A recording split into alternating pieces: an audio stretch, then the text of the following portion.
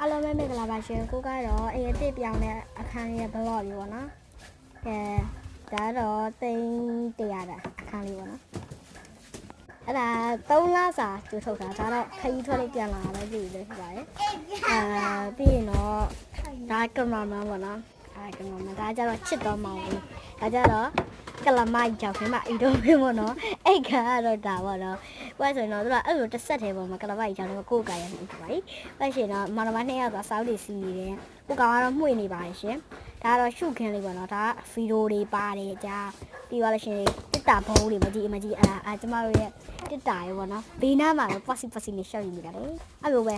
အတန်တွန်းလို့ရှင်လေဟုတ်ဘေးနားတွေကစီလေးရှောက်နေတာပေါ့နော်အဲ့ဘာနော်ဒီမောင်နှမ2ယောက်စောက်စီတဲ့ခန်းလေးပြီးတော့မီးလုံးတွေရှောက်နှိပ်တယ်ပေါ့နော်နှိပ်ပိုင်းဆိုရင်တော့ရှုခင်းလေးပြရတယ်ပြပိုင်းဆိုရင်တော့စောက်တွေစီတဲ့ခန်းပြမယ်စားတွေစီတဲ့ခန်းပြပါမယ်ကဲဒီမှာစောက်စီနေဒါတော့အမတို့တွေကစားတယ်လို့ရှိရင်အမြဲလိုက်ယူဘရာ KG တွေကနေငါလည်းယူဘရာတောက်ခဲ့တာပါနော်ယူဘရာနေပဲမနက်4ရက်လောက်ပါယူဘရာဟိုငယ်ကောင်ဆိုလို့ရှိရင်လေလေးနည်းကြောင်းလောက်မှယူဘရာနေပေါ့နော်လေးနည်းကြောင်းလောက်ယူမဟုတ်ဘူးအဲ့ဒါကြတော့စာအကုန်နေအဲ့ကြောင်းမပေးရစာကကြတော့ဟိုအပေါ်စားနေရမှာပဲရှိတာပေါ့နော်အဲ့လိုမျိုးဒါကြတော့ချင်းပေါ့နော်အဲ့ချင်းလေးထဲပါပါရှင်ချင်းလေးဖျက်ပစ္စည်းကလုံးစီပါမယ်ချင်းအမညီရွားကြီးတွေ့လားဒီမှာလွတ်တော့လိုက်ရတယ်ရပါပြီပေါ့နော်ဒါတော့မဟုတ်ချင်းပဲဖြစ်ပါတယ်စကူရှီနဲ့